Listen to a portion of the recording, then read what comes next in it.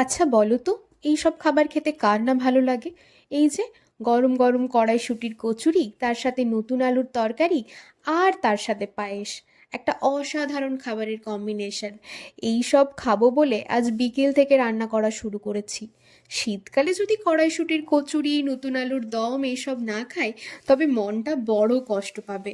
নিজের হাতে এসব রান্না করতে সময় অনেকখানি যায়, তবে এইসব সুস্বাদু খাবারের জন্য এইটুকু কষ্ট করাই যায়।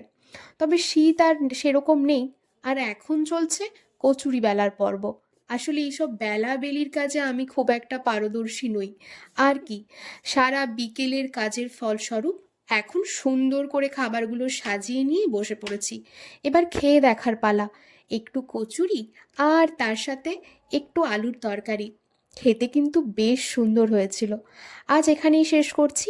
আবার দেখা হবে নতুন একটা ব্লগে।